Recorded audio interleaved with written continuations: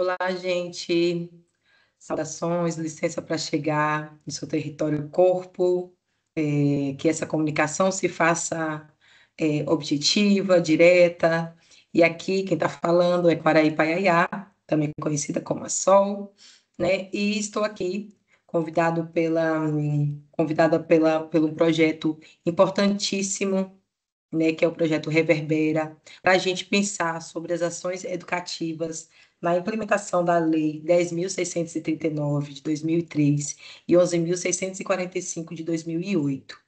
Bom, eu trago o tema dessa conversa, o corpo como território vivo, e o objetivo aqui é a gente traçar alguns paralelos, né, de o que está sendo construído numa educação que seja integrada a um respeito às nossas ancestralidades, tanto afrodiaspórica quanto indígena. Bom, me apresentando, eu sou Quaraí Paiaiá, como havia dito, sou nascida em Iraquara, mas também pertenço ao território da Chapada Velha, na Barra do Mendes. Ambos estão na Chapada Diamantina, no interior da Bahia. Sou artista visual, ativista cultural, performer educadora, né? E estou aí com o título já de doutor honoris causa, concedida pela Ordem dos Capelões do Brasil, doutor no programa de pós-graduação da Escola de Belas Artes, sou mestre em artes visuais pela UFMG e sou formada em artes plásticas pela UFBA em 2013. Bom, eu também sou fundadora da Associação de Arte, Cultura e Meio Ambiente, a Casa de Tupã, que funciona em Iraquara desde 2013. E eu busco nos saberes tradicionais e no caminho da retomada ancestral, relacionar os meus processos criativos, no sentido de arte-vida, com diversas técnicas artísticas, mas trabalhando principalmente com a conscientização ecológica, com a sensibilização das pessoas frente à importância de valorizarmos as nossas diversas culturas ancestrais, né, e o combate no racismo no seu aspecto principalmente educacional. Bom, por quê? Primeiro, eu vou trazer esse ponto de por que que estamos conversando sobre esses pontos, né? Sobre qual é a necessidade, por que que eu estou aqui. Primeiro, a gente sabe que o Brasil, né, Pindorama, ela foi construída em cima de muitas violências, violências contra as mulheres indígenas, apagamento das nossas culturas e também escravização dos nossos povos, né? Então, diante disso, né, a história da colonização, ela traz o apagamento dos povos originários e a violência, o apagamento também das histórias dos povos africanos aqui no Brasil, e que traz essa ferida aberta que até hoje gera situações de desigualdade social, de violência e de morte também, né? De epistemicídio, genocídio e muitas outras violências que a gente vê constantemente. E para nós, povos indígenas, né, o que a gente vê é que o apagamento, ele é um pouco mais enraizado, mesmo é, o racismo, porque existe o racismo na questão da cor entre os povos afrodiaspóricos, e para nós, povos indígenas, existe o apagamento de que já não existimos mais, vamos dizer, nesse sentido, como se nós deixássemos de existir a partir do momento que o Brasil tenha sido colonizado. E isso aconteceu também com o meu povo, o povo Paiaiá, né, quando existiu essa entrada, né, dos bandeirantes e essa invasão, tanto no território de Utinga e o saqueamento, né, de diversas aldeias, sequestro de lideranças, aprisionamento.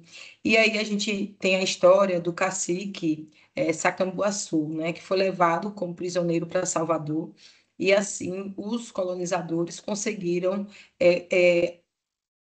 tomar, né, de assalto vários territórios na Chapada Diamantina.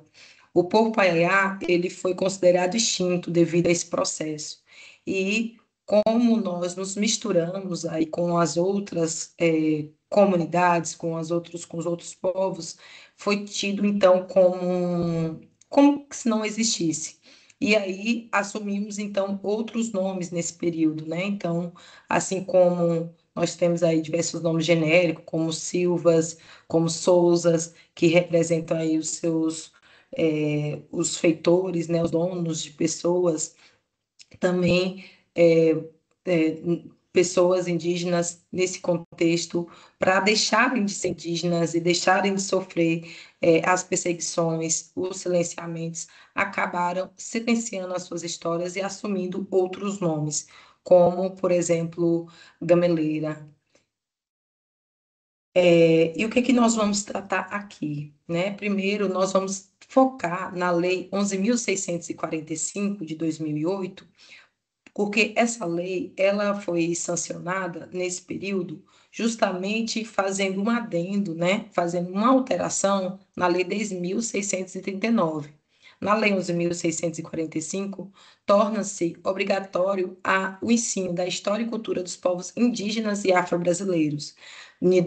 Na lei anterior, 10.639 de 2003, apenas essa lei alterou a Lei 9.394 para que se estabelecesse a obrigatoriedade da história da cultura afro-brasileira, né? E isso já demonstra que, por mais que nós estejamos em um território indígena, foi através das lutas dos povos africanos, né, organizados aí desde a década de 60, para a implementação dessa lei, né, no currículo escolar.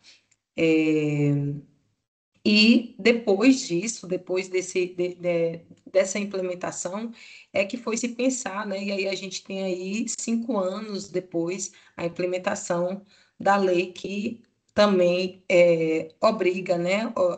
Traz como obrigatoriedade de trazer as culturas dos povos indígenas. Então a gente vê aí um atraso de data, mas também demonstra um pouquinho esse não pertencimento, esse não reconhecimento do povo brasileiro enquanto povo indígena, né? Então, primeiro a gente tem que se juntar aí nas outras lutas para conseguir também os nossos direitos.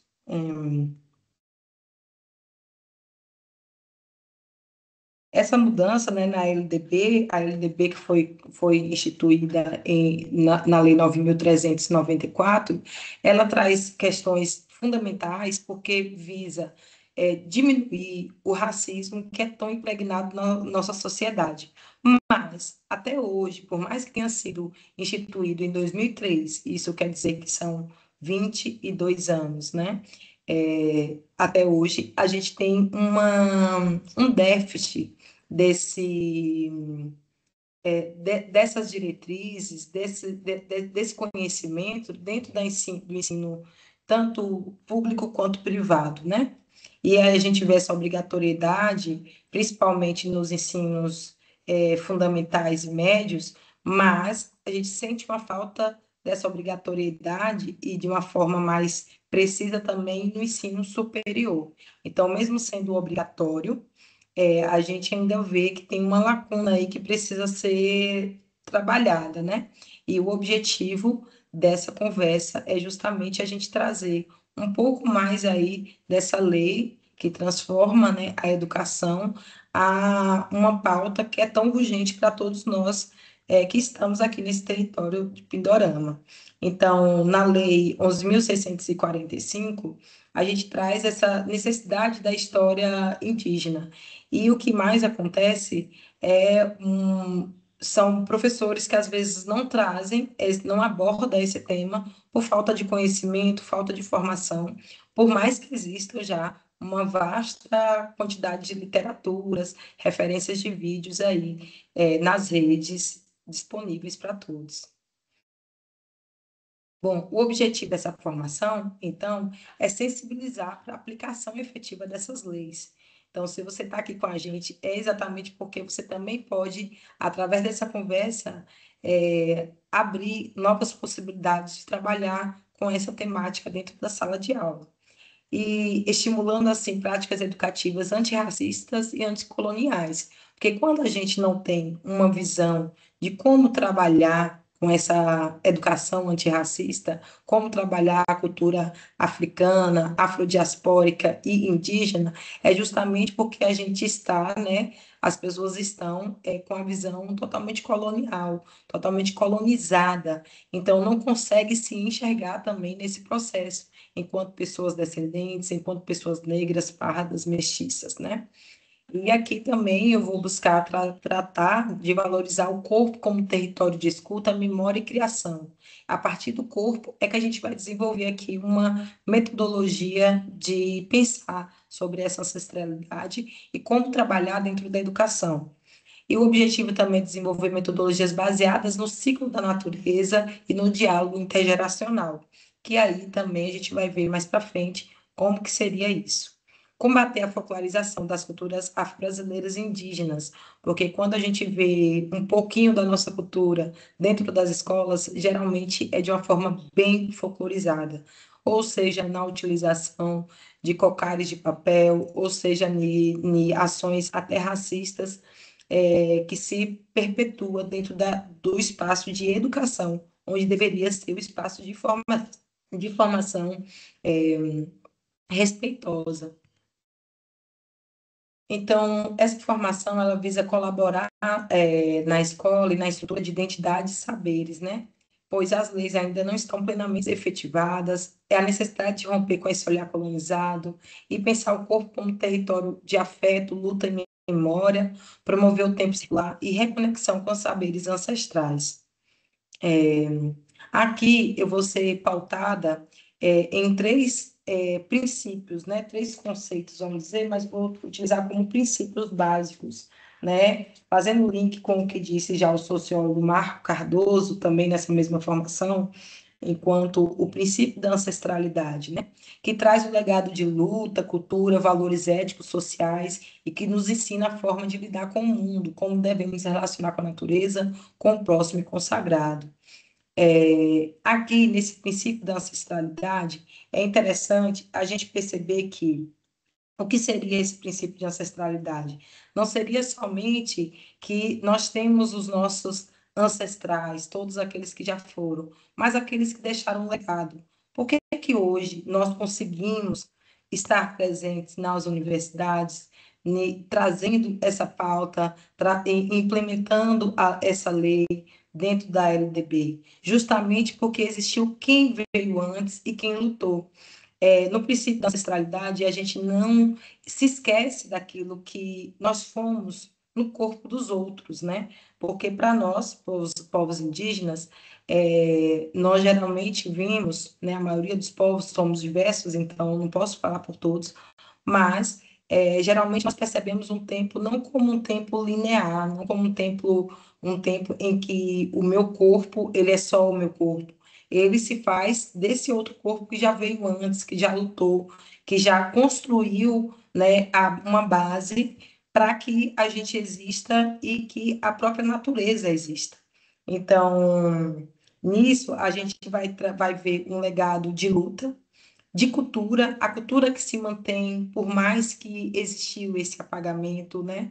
Os valores éticos, sociais, que nos ensina principalmente como a gente lidar com o bem comum.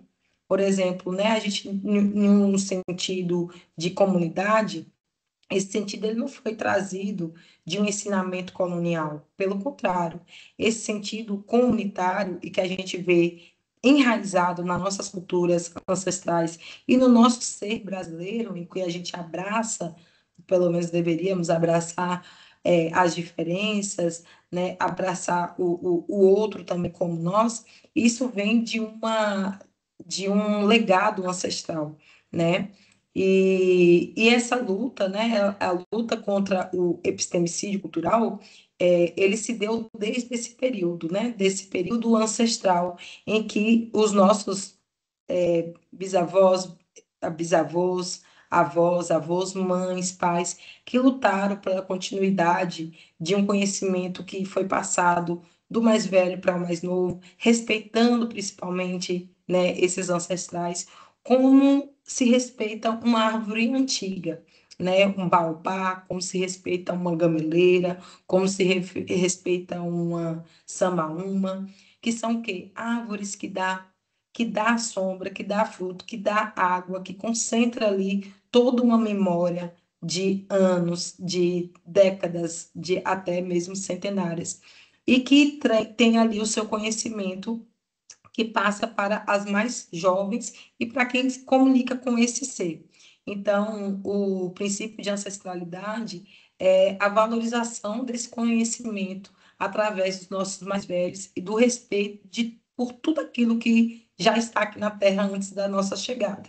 Isso inclui tanto seres humanos quanto também seres não humanos, né? As rochas, os rios, as montanhas, as árvores. Então, tudo isso é um princípio que traz uma forma de ser e respeita o próximo, né? Outra Outro conceito que eu vou trazer aqui é o corpo-território, que é um conceito que se refere, né, à interconexão do corpo humano ao território que ele se insere. Então, nós somos constituídos por dimensões que não é só da nossa mãe, do nosso pai, também tem as questões do nosso território, o que é que ele nos dá, o que é que o que é que ele nos oferece, o que é que ele nos comunica, o que é que ele nos conduz nas nossas escolhas, seja mesmo na questão de como que a gente se relaciona com esse território, a dimensão biológica, sociais, mentais, cosmológica, e enfatiza o quê? No sentido de que o ambiente ao nosso redor, ele faz parte do nosso corpo. E essa articulação, né, coloca tanto no centro o saber comunitário, né, como também uma continuidade do nosso próprio corpo. Então, aqui a gente vai pensar sobre como curar o nosso corpo a partir do momento que a gente consegue curar também o nosso corpo território, nosso corpo terra, né? A nossa própria mãe, que nos trouxe aqui para esse planeta que é a Terra, né? Não somos nada sem o lugar da onde a gente vive.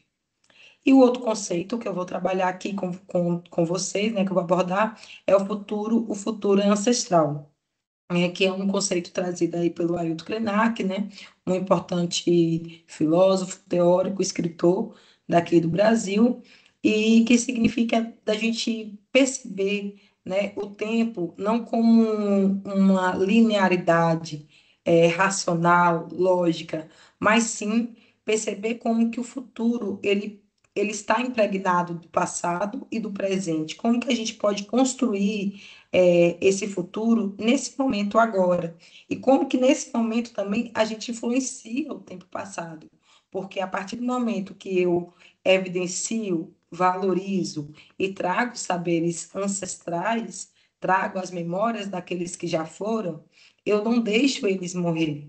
Né? Então, isso é uma função de todos nós que tentamos retomar esses conhecimentos para trazer novas formas de diálogo entre a humanidade e a natureza. Como que a gente pode também criar aí uma possível harmonia nesse diálogo entre ser humano e natureza. E aqui, a gente, no futuro ancestral, quando a gente pensa sobre essa ancestralidade, a gente também vai ver e valorizar essas tecnologias ancestrais, que são que os saberes sobre como cuidar do nosso corpo, como plantar, como transformar a terra, como produzir sentido, como sonhar, como construir de uma forma em que as pessoas tenham em mente o bem viver, né? O bem viver comunitário. Nós vivemos em um planeta só, né? Todos nós vivemos em um planeta só e a gente precisa dialogar aí as várias ideias, né? As várias formas de entender o mundo para que a gente tenha um bem viver. E como que seria isso, né? Nessa perspectiva, seria realmente retomando aí quem veio antes, quem viveu muito mais tempo em comunhão com a natureza do que esse período moderno em que a gente está vendo um desastre nessa relação entre humano e natureza. E como que a gente pode trazer esses princípios para dentro da escola? Primeiro, né? O princípio da ancestralidade, a gente pode trabalhar com o sentido de pertencimento, valorizando a própria ancestralidade do estudante, né? Porque todos nós temos alguém que é uma referência. Essa referência, ela pode ser também entendida como um sentido, né, de perceber a sociedade, a forma de se relacionar como sentido de sankofa, né, como diz os povos adinkras, que né, na escrita adinkra, que diz o quê? Que a gente precisa olhar para trás para poder caminhar para frente. Então, a valorização da ancestralidade do aluno, do estudante, melhor dizendo, é, aborda a valorização de si mesmo, porque quando ele perceber que por mais que a avó dele, o avô, não sabe, por exemplo, escrever ou ler, mas sabe fazer algo como, por exemplo, construir ferramentas, como produzir, construir casas, como fazer um remédio, como cuidar do outro, fazer um alimento, plantar, como trançar um cabelo, o que seja. Quando o aluno percebe que existe valor naquele que veio antes e que faz parte da sua própria ancestralidade, isso dá um sentido de pertencimento para ele, né? E traz também o valor de respeito a esses saberes mais antigos. A gente vê aí nessa comunicação intergeracional em que os jovens eles estão cada vez mais em contato com as telas e tem aquela ansiedade, né? Aquele problema de não ter tempo para concentrar-se, né? E aí, uma forma de ativar dentro da sala de aula, incentivar com que o aluno dialogue com os seus mais velhos, é realmente estimular isso dentro da sala de aula, é convidar essas pessoas, né, que tenham um conhecimento que seja plausível. Isso não precisa ser só de pessoas que tenham algum cargo dentro da escola, mas pode ser, às vezes, o jardineiro da escola, que às vezes é uma pessoa com mais idade e que pode trazer ali como uma referência de saber ancestral e que pode fazer também uma conexão com o saber da criança e do jovem, né? Esses valores de valor ao respeito aos saberes mais antigos também tem junto aí os valores éticos de comunidade. E aqui eu trago o feminismo comunitário como uma vertente de pensamento que é o quê? Antes mesmo de existir esse termo de feminismo, que foi muito divulgado na Europa, e a gente questiona, né, o feminismo como um movimento que não abrange também a questão de raça e classe, e aí, hoje, nós estamos trazendo uma perspectiva de feminismo comunitário para dizer o seguinte: as nossas mais velhas, as nossas anciãs, elas, de alguma forma, ao manter viva o nosso sentido de comunidade, manter vivo uma, um protagonismo ao cuidar da sua comunidade e ao também trazer uma forma de solucionar problemáticas, já que a gente também tem aí uma grande, né, nas gerações, nas duas últimas gerações, uma realidade um pouco triste do abandono da figura masculina, né, a sua família, e a mulher se torna, então, aí essa figura única, né, na criação da sua família. Muitas mulheres, principalmente quando a gente pensa na questão de raça e classe, a gente vê que as mulheres elas têm, né, tiveram esse papel muito importante de pensar a comunidade, não só o bem único seu, né, pautado no seu próprio umbigo, ou de conquista, nessa visão também patriarcal que a gente ainda está vivendo, mas que o feminismo comunitário, ele acontece quando existem essas mulheres raizeiras que estão fazendo seu remédio, mas para cuidar de todo um coletivo. Quando a gente vê uma mãe de santo, que também é uma referência para várias pessoas que não tiveram família.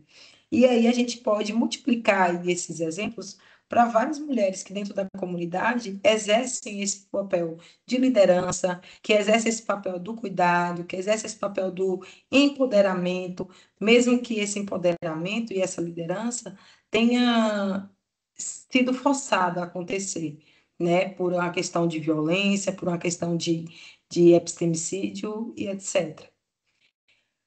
A importância da vida coletiva e não do individualismo e competitividade capitalista. Aqui eu coloquei como ponto do que a gente pode estar trabalhando em sala de aula, como, por exemplo, nesse princípio da ancestralidade. Quando a gente pensa em uma floresta, a gente vai ter ali várias espécies de plantas, várias espécies de animais, né? Vários seres vivendo em harmonia. Isso não quer dizer que um não vai interferir no sistema do outro, porque a gente sabe que existe uma cadeia também alimentar e tudo começa, termina e volta de novo para o começo, né? É o começo, meio e começo, como diz o Nego Bispo. Mas a importância da vida coletiva, da vida comunitária, ela traz o sentido tanto do pertencimento, tanto é que quando a gente está nas escolas, a gente percebe que os jovens, eles têm uma necessidade de se sentir enturmado, né? Se sentir em uma comunidade, porque ninguém vive sozinho. E essa importância também pode ser compreendida e valorizada na potencialidade dos alunos. A partir do momento em que o educador ele valoriza a diversidade, tanto cultural, quando o aluno tem, quando o estudante tem ali as suas referências dentro de casa, quando ele tem a sua potencialidade criativa, o outro tem a potencialidade do movimento, da dança, do ritmo, outro tem a potencialidade da criação, da comunicação. Então, a gente sabe que nesse mundo diverso, né, todos nós somos diversos, somos diferentes.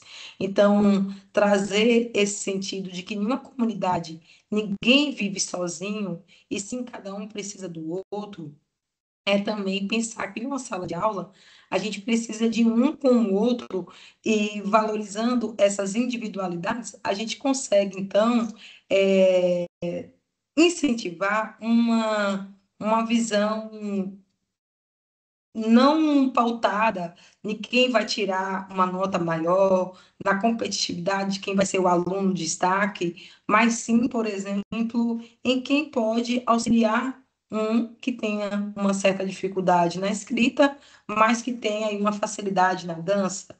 E aí, né, sendo os dois valorizados e potencializados na sua criatividade, na sua forma de ser, isso também tende a implementar aí uma forma de pensar a coletividade como um princípio, né, de construção de uma comunidade, e não o individualismo que geralmente é muito bem trabalhado dentro das escolas. Na questão do corpo-território, a gente pode pensar e desenvolver ações que conectem a percepção da criança e jovem a partir da comunidade, como já foi dito, do bem viver e do convívio com a terra, para se compreender como parte dela, né? Isso traz a valorização das cosmopercepções de diferentes formas de lidar, como que a gente lida com a terra, como que a gente lê o nosso corpo, por exemplo. Se a gente pensar no corpo como uma continuidade do nosso território, a gente vai ver que o nosso corpo está doente. E é muito complexo, hoje em dia, a gente trabalhar com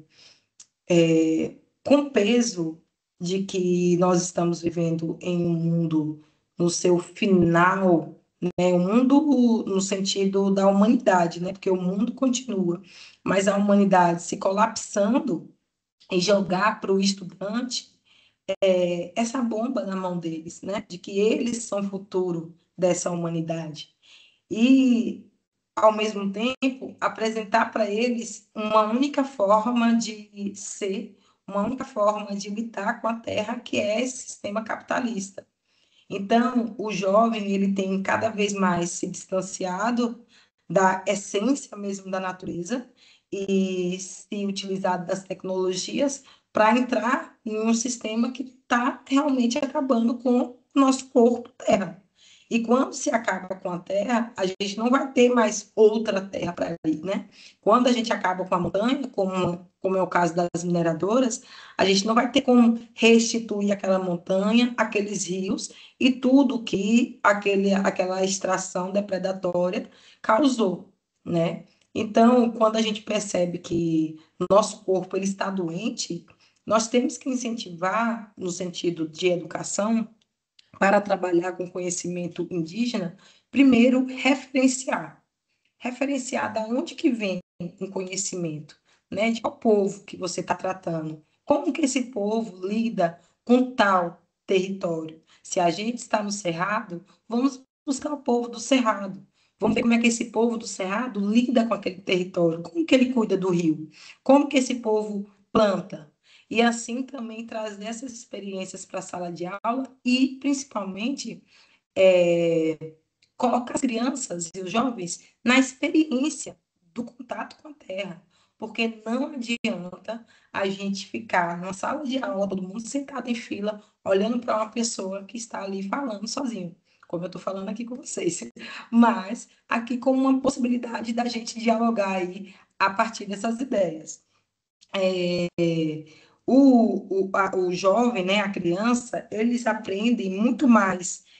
Todos nós aprendemos muito mais quando deixa-se o conhecimento passar pelo corpo, e por isso que nas nossas aldeias, né, no nosso conhecimento, a gente está na terra fazendo, construindo, e passa a técnica um para o outro através da observação.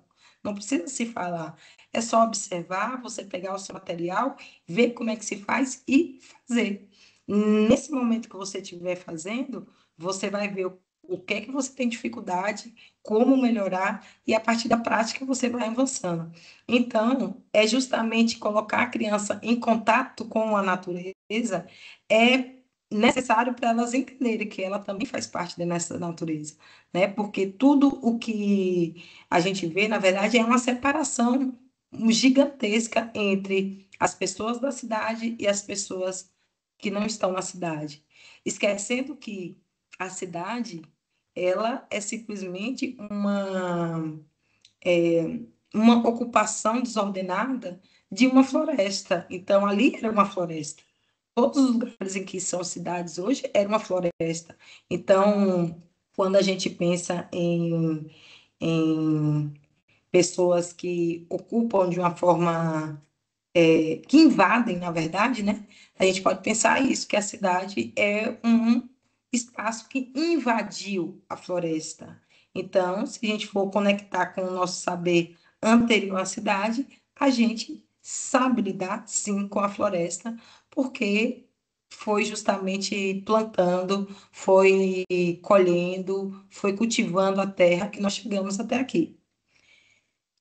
Então, incentivar, né, esse protagonismo do estudante, a valorização das suas potencialidades, relacionar as diversidades de espécies, relacioná-los a essa diversidade de espécies. A gente sabe que tem ali algumas plantas que vão demonstrar, por exemplo, se o solo ele está ácido ou se ele está alcalino, né? Então, a gente vai saber também que tem algumas plantas que vai demonstrar também se esse solo ele está fértil ou não, e quais são as plantas que vão trabalhar também, assim também como animais, como também insetos, que vão trabalhar no benefício daquela terra.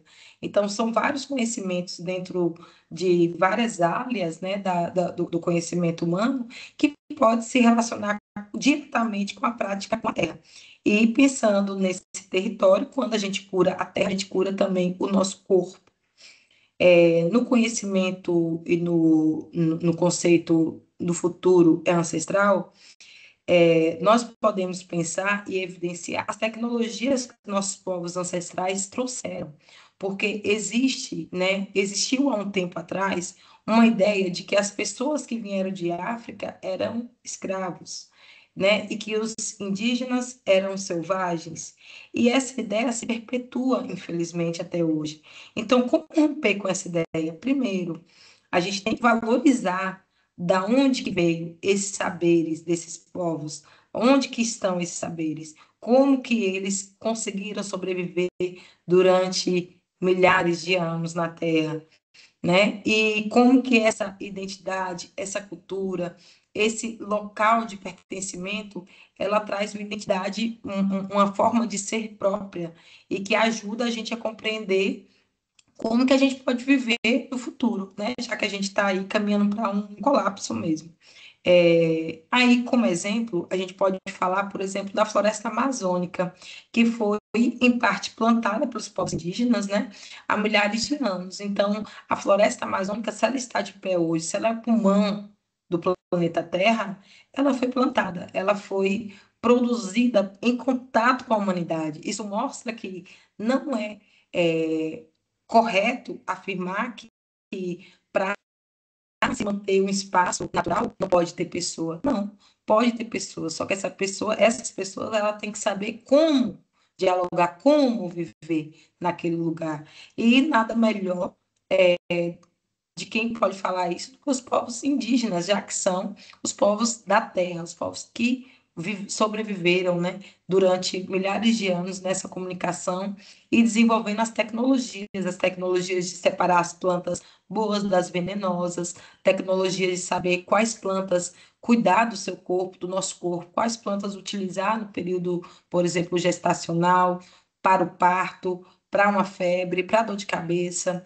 Então, tudo isso tem um saber ancestral, que é um recurso que está à nossa disposição através aí do princípio da ancestralidade, através do nosso contato do nosso corpo com a própria terra, e pensando também nessa construção ancestral daquilo que nós estamos fazendo agora, né? Então, nesse período, né, os indígenas que habitavam ali na Amazônia, eles, por exemplo, produziram um tipo de terra, a terra preta, né, também conhecida como terra do índio, que é uma terra preta que é altamente produtiva, altamente rica, né, em diversidade mesmo de minerais, de propriedades que beneficiam a produção do ecossistema, né? Então, aqui a gente demonstra que existe sim várias tecnologias, como também a gente sabe da tecnologia africana na questão da extração dos minérios, né? E eles foram trazidos para aqui, para o nosso continente, não foi por acaso, foi por uma estratégia, né, financeira, tecnológica. Então, quando a gente valoriza que esses saberes, eles fazem parte do nosso povo, a criança, o jovem, começa a desenvolver também um sentido de afirmação, de pertencimento e de valorização daquilo que elas são, porque elas vieram desses cientistas, desses agricultores, dessas pessoas que trabalham diretamente com a cultura, né? E pensando no futuro ancestral, a gente também vai pensar naquilo que eu disse antes, né? Sobre essa questão da não linearidade e do tempo. Por exemplo, para o povo Macuxi, como diz Trudoado Rico, ela apresenta o quê? Que a cosmologia Macuxi, relativa ao tempo, ela não é linear. Então, se ela nasceu aí em 1990, como conta o calendário gregoriano, a diferença de noção de tempo para o povo Macuxi é que ela é considerada uma continuidade dos seus antepassados. Isso significa o quê? Que eu não tenho a minha idade, que apresenta o meu documento. Eu tenho a idade de todos que vieram antes de mim. Então, por isso, né, a fala indígena, o conhecimento indígena, traz um saber de palavra antiga, né, daquelas pessoas que vão trazer um conhecimento que está ali na prática, no contato do dia a dia, com tudo isso que eu falei anteriormente, né? Então, como pensar as práticas antirracistas na etapa de desenvolvimento humano em três eixos? Primeiro, trabalhar com a questão da relação, né? A educação é um processo relacional. Os jovens e as crianças, elas precisam se identificar enquanto coletivo para criar vínculos, para criar respeito, para valorizar, né, a sua individualidade e a individualidade do outro.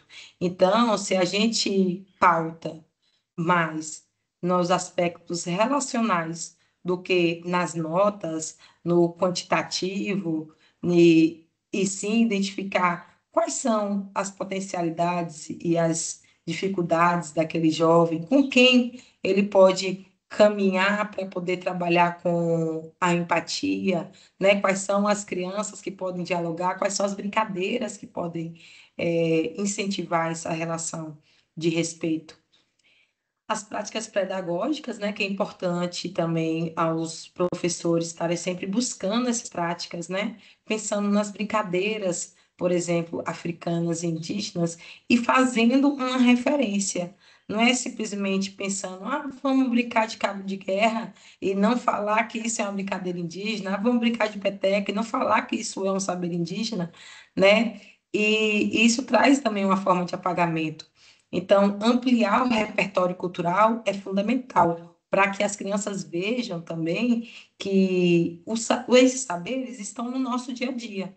Que quando elas comem ali um cuscuz, uma tapioca, como elas comem farinha, como a gente come feijão com arroz, né, uma mistura, isso faz parte de uma identidade cultural que é formado desses outros saberes.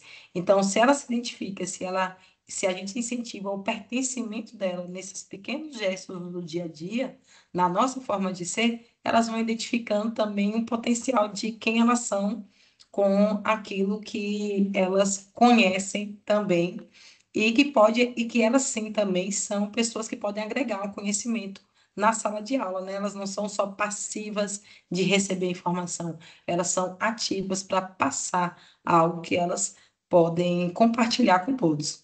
E o material didático, que é super importante, né? O material didático, a gente tem que ter bastante cuidado, porque ainda existem alguns materiais que fortalecem o discurso racista, né? Em que colocam pessoas não brancas, né, nos lugares de subalternidade.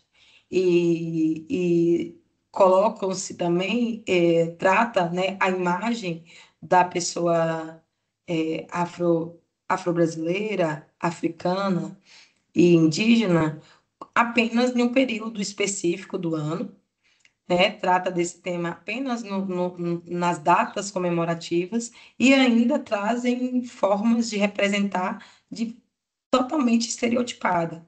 Então, como mudar isso? Como não trabalhar, né, somente numa data específica? Primeiro, a gente rever o material didático. Segundo, trabalhar com visualidades, né? O jovem, a criança, ela precisa se sentir representada. Então, ela precisa ter imagens que representem ela de uma forma feliz. A pessoa que é indígena, ela não precisa estar somente de cocar, ela pode ter todo o fenótipo indígena de várias regiões, porque nós temos vários fenótipos, não é só o indígena da Amazônia, e trazer essa ambientalização desses vários corpos, né? A mesma coisa para uma criança negra que precisa de ver outras referências, outras formas de ter o seu cabelo, que não seja só na perspectiva de um padrão branco eurocentrado. Então, além disso, o que é muito importante não é só os cartazes e o material didático. O mais importante ainda é o próprio corpo. Como é que está o corpo educativo da sua escola? Quais são as pessoas que exercem o poder na sua escola? Qual é a cor da pele dessa pessoa que exerce poder? Como é que é o seu diretor, sua diretora, o coordenador pedagógico? E as pessoas que não são brancas, qual é o cargo que ela ocupa? Será que essas pessoas que estão no cargo, tanto de maior destaque, quanto o das bases, do cuidado, principalmente, elas têm uma formação constante para valorizar os seus saberes, elas têm esse diálogo de importância de que a função dela é tão necessária e tão importante quanto o de quem está na gestão, porque sem a merenda, por exemplo, a gente não consegue nem ter aula, né? Porque ninguém vai conseguir assistir uma aula com a barriga vazia. Então, lidar com a importância de cada pessoa na sua especificidade e valorizando a sua prática ali, a sua função ali, é super importante, mas também é importante que a gente diversifique a corporeidade das pessoas nos seus vários cargos. porque se uma criança negra ou uma criança indígena vê que as pessoas adultas que ocupam o lugar de trabalho, geralmente na questão de limpeza e na questão da merenda apenas, e ela tem o sonho de ser professora, ela vai mirar em uma pessoa que não é ela, né? Em um exemplo que é uma outra corporeidade. Então, ela pode se encarar aquilo ali como uma realidade possível para ela. Então, é importante tanto que todo o corpo escolar tenha formações antirracistas, quanto também a gente veja vários corpos ocupando os vários cargos dentro de uma escola, né? Então, isso só é possível ao construir um projeto político-pedagógico coeso, quando o trabalho dialoga com a realidade da comunidade escolar, do território e na sala de aula. Então, a gente vai pensar aí sobre a comunidade em que esses jovens também estão envolvidos. Essa escola tem algum diálogo com a comunidade? Nessa comunidade tem grupos que trabalham com a questão identitária, cultural? Então, é nesse diálogo entre a realidade do aluno e a realidade da escola que a gente vai criar um território de pertencimento. Senão, o jovem só vai ali mesmo como uma obrigatoriedade. E aí a gente tem também mais uma dificuldade de realmente influenciar aí na construção de um cidadão político, de um cidadão consciente da sua capacidade e da sua forma de agir no mundo. Educar é um ato político. No Brasil, não é educação transformadora sem a prática antirracista. É, quanto tempo a gente está aí, né, numa educação em que não se pautou a valorização dos nossos povos ancestrais. E em pouquinho mais de 20 anos, né, a gente está tratando essa questão. E, ao mesmo tempo, a gente vê que, por mais que tenha passado 20 anos, né, para a primeira lei das culturas africanas na LDB e afrodiaspóricas, a gente ainda vê uma dificuldade das pessoas perceberem isso como algo necessário em todas as categorias do ensino e em todas as disciplinas. Isso se trabalha nessa valorização mesmo do indivíduo, das questões das lutas que já houveram para essas conquistas sociais, mostrando para o jovem que, por exemplo, isso veio através de uma luta. A lei, ela não se estabelece sem uma luta comunitária, né? Então, é uma forma também da gente pensar sobre a importância de cada pessoa que constrói a nossa sociedade. Aqui eu também vou falar de uma coisa muito importante, pensando nessa questão do projeto político-pedagógico.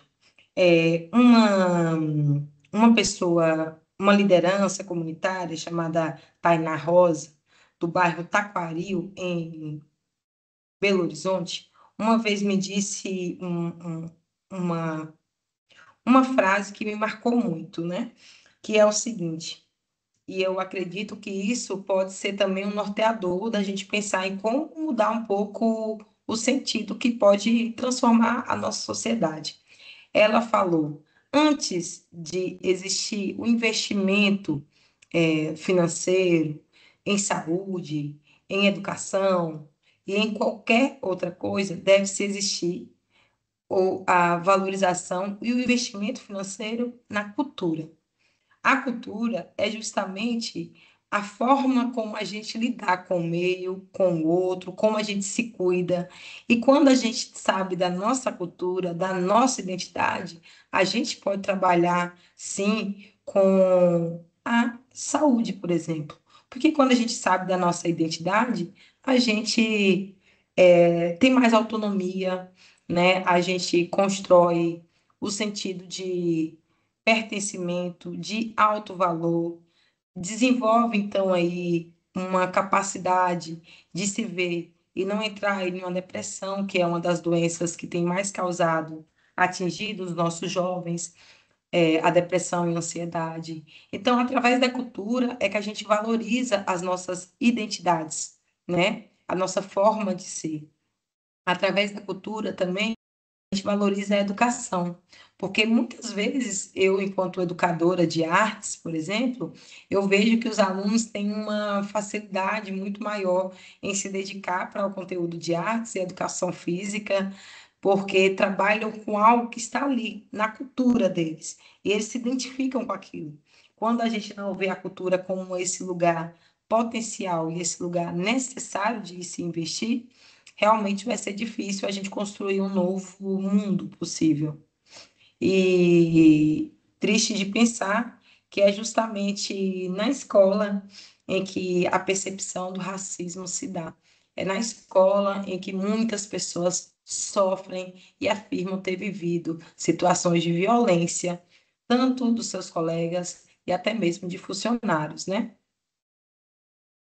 E, né, como a gente está vendo aqui no dado de, da nova escola, falando sobre a percepção sobre o racismo no Brasil, a gente vê que 63% das mulheres negras confirmaram que percebem a raça como principal fator motivador de violência nas escolas. Então, isso é triste em um país em que ela é majoritariamente, né, é, de pessoas pardas, negras e indígenas. Então, a gente sabe que também, até mesmo no censo do IBGE, a gente existe o apagamento às pessoas que não sabem se identificar, mesmo porque existe esse distanciamento, por exemplo, das culturas indígenas, apesar da gente estar aí em um processo de retomada que tem cada vez mais crescido, né? É, mas nós sabemos que nós somos maioria. E por que que nós tratamos os nossos conhecimentos como conhecimento de minoria, minorizados, né? Então, essa percepção de quem somos é fundamental para a gente saber também como podemos modificar a nossa relação, tanto com a educação quanto com a comunidade. Aqui eu trago também a taxa, né, de violência contra as pessoas negras, indígenas e amarelas, sabendo que as pessoas indígenas têm um alto índice de suicídio, que também é uma violência, é um tipo de epistemicídio, porque de, de genocídio, porque quando não se dá nenhuma possibilidade de uma comunidade sobreviver, isso atinge diretamente a sua capacidade mesmo de ser você, né? Então, quando a gente viu aí esse crime da Vale que matou um rio, o Atu, do povo Krenak, por exemplo, imagine as consequências disso para um jovem, para uma criança, que perdeu ali o seu avô, que é o rio Atu, e agora não pode mais brincar na água, não pode mais pescar. Então, existe aí uma ferida que nunca mais vai ser cessada. É, as dimensões de ganhos proporcionados pela aprovação dessa lei é tanto num ganho pedagógico, político, de ética, estética e memória, porque ela obriga as pessoas a buscarem esses conhecimentos. Então, trazer uma visibilidade para essas memórias, essas histórias silenciadas é necessária, né? E a lei amplia a dimensão democrática da educação, né? Traz a responsabilidade de que todas as pessoas dentro da escola e até fora delas também precisam se responsabilizar para o enfrentamento do racismo, né? E também traz aí que o cumprimento dessa lei, né, provoca a todas as pessoas a repensar as práticas pedagógicas.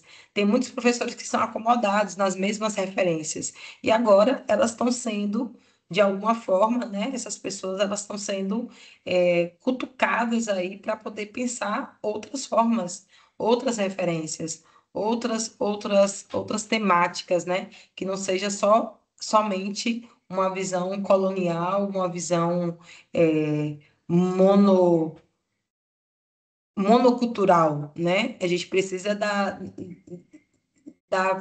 da pluralidade cultural, né? Essa lei também aprovou e estimulou a produção de discurso afirmativo sobre a corporeidade negra, né? Isso aqui a gente trazendo na Lei 10.639, que aí traz, a gente já vê a reverberação, né, dessa lei sendo implementada e os jovens se identificando, se identificando com o seu corpo negro, com o seu cabelo, né, crespo, isso é muito importante. E a valorização dessas memórias de que veio antes, né? Outra importância da política de ações afirmativas, né, é justamente as cotas, que faz com que nós chegamos dentro da universidade e possamos também produzir conhecimento e levar para as nossas comunidades esses conhecimentos de uma forma direta e que faz realmente sentido. E, por fim, aqui eu trago também algumas práticas, né, dessa formação, tanto no âmbito de formação para professor, para estudantes, a partir do movimento de exposição de trabalhos artísticos que dialogue com a temática, né, como que as crianças podem ver outras referências de mulheres, de pessoas negras, de pessoas indígenas, produzindo arte, conhecimento, cultura e ancestralidade. Aqui eu trago uma experiência que eu desenvolvi na escola a partir do teatro, em que eu trouxe o Atzacá, a história do povo Macuxi, e fala sobre a importância da árvore Watzacá e do seu deus Macunaíma, né? Macunaíma, que é o deus Macuxi, o mais importante daquela cosmologia, cosmovisão, e a importância também é que os jovens da escola estadual em Belo Horizonte, que trabalhou, né, com essas culturas, que eu trouxe diversas culturas para trazer a referência para eles, e que foi um bom exemplo de como que a gente pode utilizar aí a consciência ecológica, a arte, as histórias ancestrais, as mitologias ao nosso favor. Alguns materiais de referência. Caso vocês tenham interesse, é importante ler o livro Como Ser um Educador Antirracista, da Bárbara Pinheiro, que tem várias práticas também de estabelecer uma educação que dialogue com os saberes ancestrais afrodiaspóricos, né, os livros da Ailton Krenak, Davi Copenau e tantos outros. E possamos construir um mundo mais justo e acolhedor. Ao EBT, gratidão. Na TQE.